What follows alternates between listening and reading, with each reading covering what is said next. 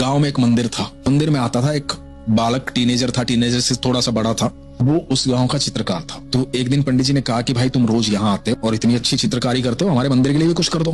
तो बोला लेकिन चित्रकारी क्या बनाऊं? बोला कुछ ऐसी बना दो जो लोगों को जिससे शिक्षा मिले, मंदिर है तो बोला ठीक है, कंस वध का चित्रण कर देता हूँ। आपको मदद ये करनी पड़ेगी, मुझे पहले वो बालक ला के दो जिसको मैं कृष्ण बना पाऊं। गाँव के सारे बच्चे इकट्ठे किए गए, एक बच्चा मिला बड़ा सुंदर सा।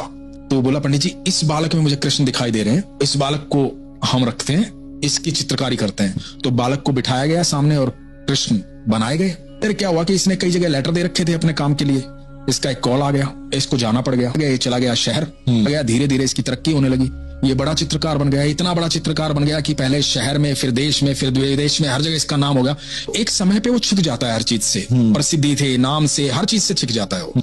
इसका भी पेट भर गया कि बहुत हो गई प्रसिद्धि यार, बहुत हो गया विदेशों में घूमना, मैं अपने गांव वापस जाता हूँ। काफी सालों बाद अपने गांव वापस लौटा। तो गांव आते ही इसका मन प्रसन्न हो गया अपने गांव को देख के, लेकिन गांव में सब बदल चुका था। तो ये सुबह रूटीन से मंदिर गया। पंडित जी भी थोड़े बूढ़े हो चुके थे। तो पंडित जी के पास जाके बैठा, पंडित जी को प्रणाम किया। बोला पंडित जी पहचाना मुझे? बोले नहीं।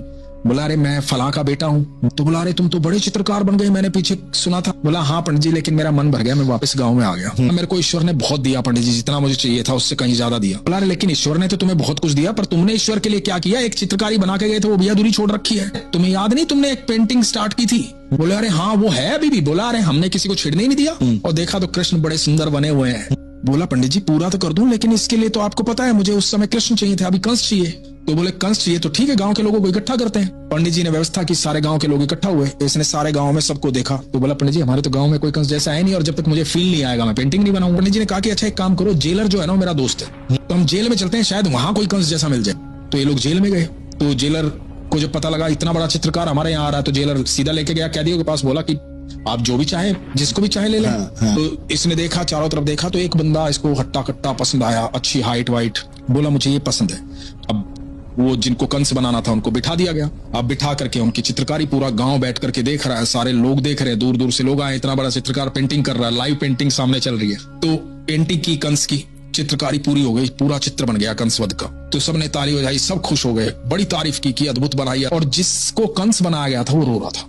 तो इस चित्रकार ने कहा अरे रो क्यों रहे हो, तुम भाग्यशाली हो, इसमें रोने की क्या बात है, खुश हो, तुम्हें ऐसा मौका मिला, अवसर मिला। तो बोला कि मैं इसलिए नहीं रो रहा। तो बोला किस लिए रो रहा है? बोला मैं इसलिए रो रहा हूँ क्योंकि इस पेंटिंग में जो कृष्ण है ना वो भी मैं ही हूँ। वाह, कि कृष्ण भी मैं ही हूँ। जब मैं बचपन में था ना तो मुझे कृष्ण के लिए चूज किया गया था, और आज कंस के लिए भी मुझे ही चूज किया गया।